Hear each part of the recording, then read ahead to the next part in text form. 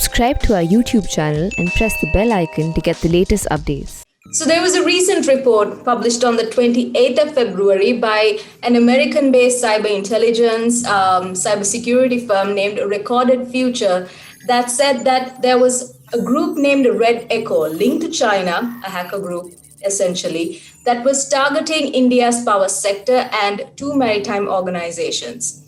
So we're here to speak to the CEO, Christopher Ahlberg of Recorded Future, to know more about the cyber attacks and if they still continue. Christopher, thank you so much for joining us here on ThePrint.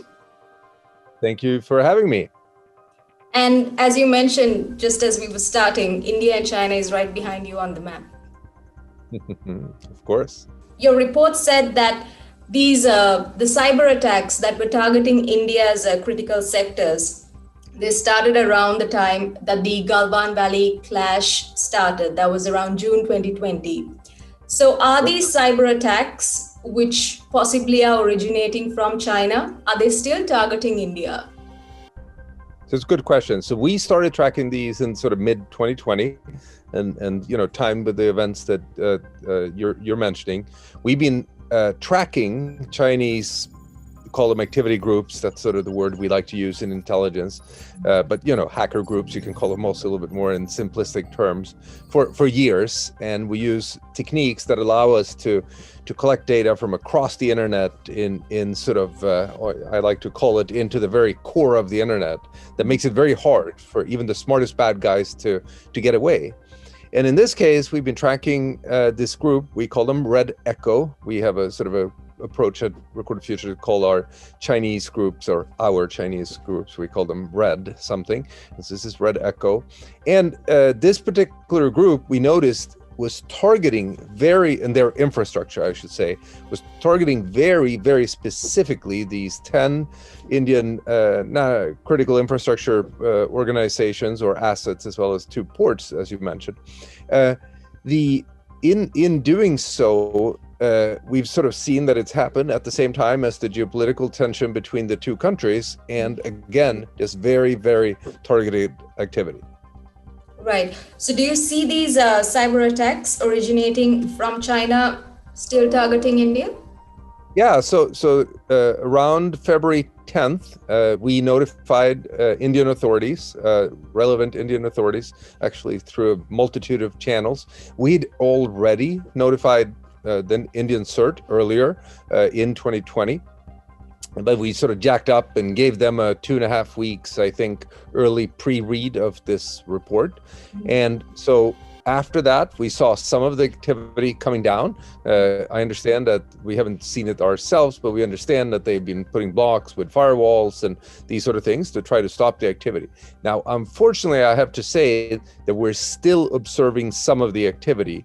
So even if they have been trying to shut it down, it has not all the way disappeared, at least as of 2 days ago. And we'll keep monitoring it, and we'll keep our eyes on it for sure. We're going to be not more than just keep our eyes on it. We're going to be on it. So 2 days ago, that's the beginning of March. Yeah. Right. And it's interesting because in that time period, obviously there was this treaty, I think around, was it February 11th, between the 2 countries to disengage up around the Pangong Lake and these sort of things. So we've had this sort of geopolitical, I don't know what you call it, de-escalation. But at the same time, cyber activities continue. Mm-hmm. Would you be able to pinpoint what organizations these threat activity groups from China are targeting? You mean in India, or who are they belong to? No, who are they targeting in India?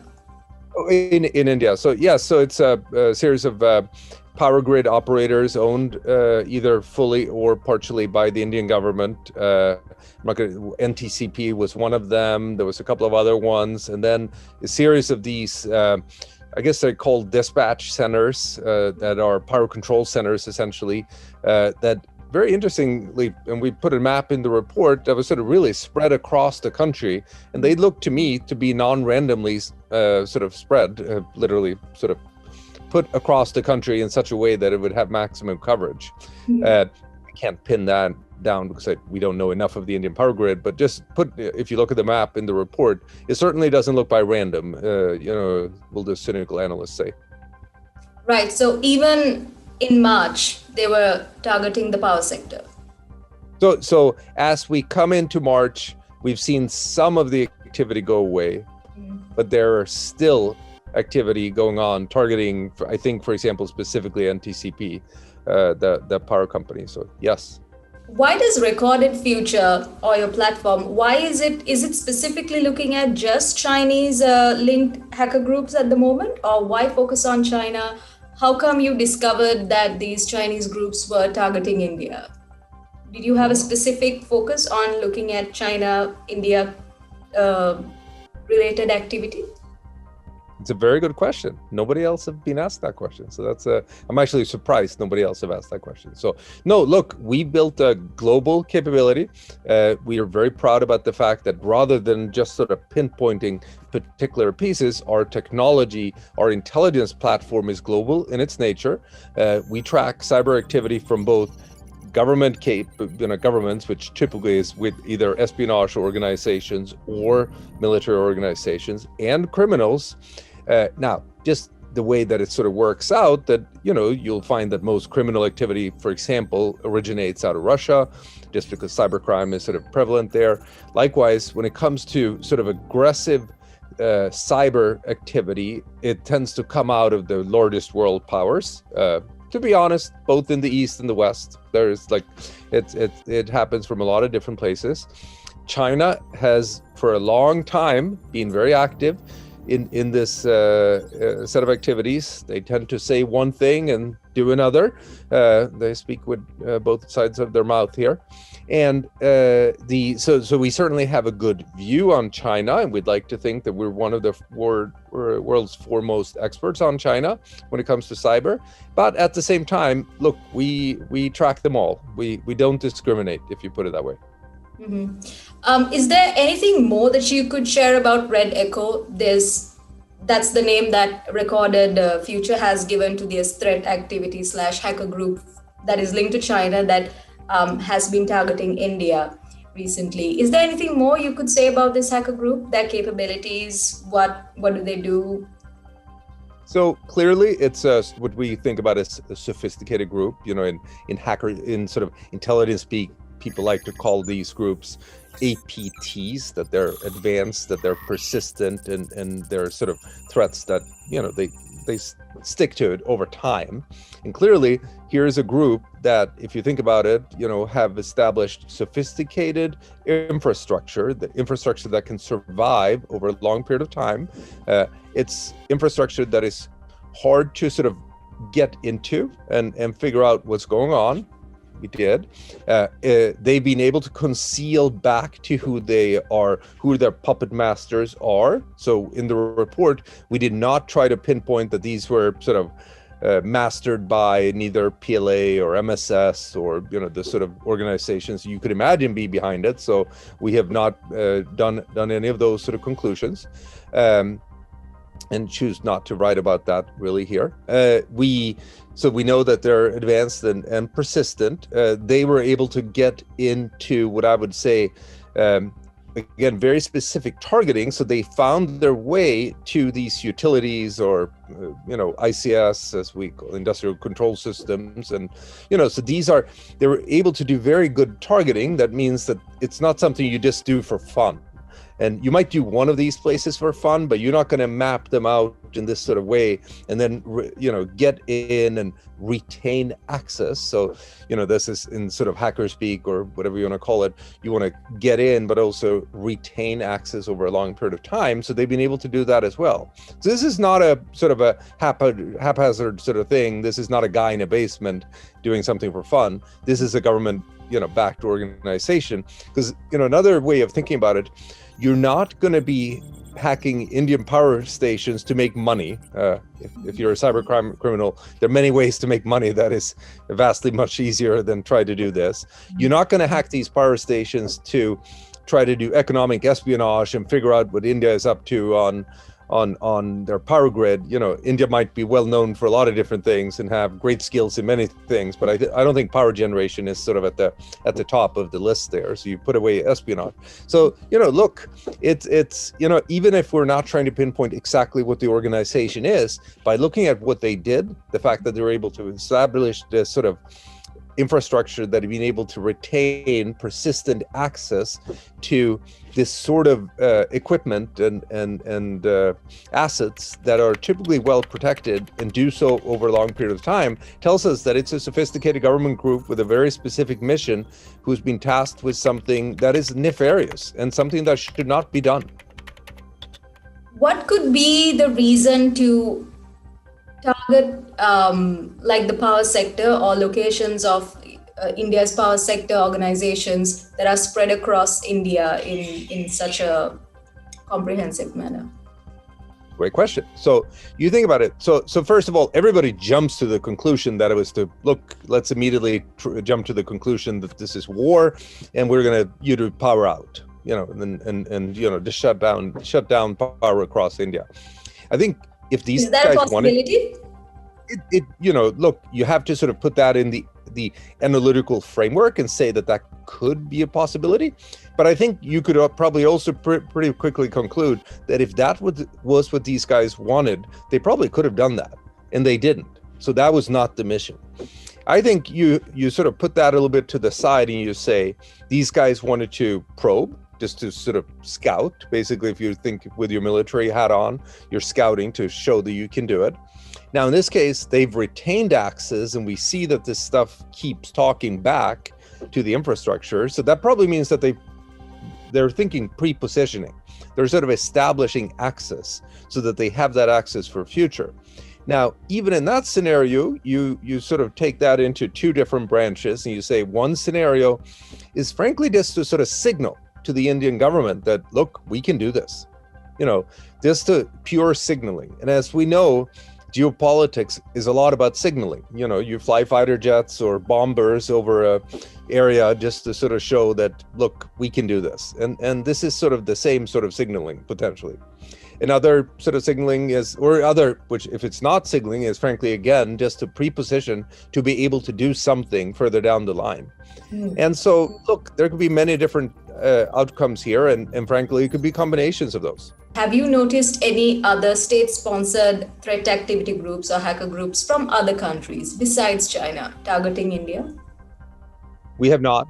This is not that common when it comes to sort of electrical systems or utilities and so on. You know, if you remember, there were the Russia attack on Ukraine and some of their power infrastructure that was, you know, known. If you go all the way back to what happened in Natanz in Iran back, you know, 10, 11 years ago, that was sort of one known example. And there are a few other examples. This is typically being sort of and there are a few more cases that have been described, but it's very unusual.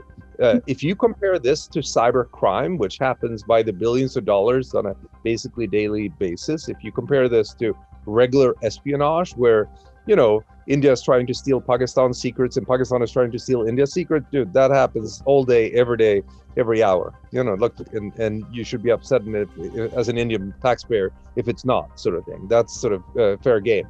This stuff, to fiddle with, you know, civilian infrastructure, it sort of, at least traditionally, has been like out of line. And it's interesting because it's not common, or at least it's not common to be detected.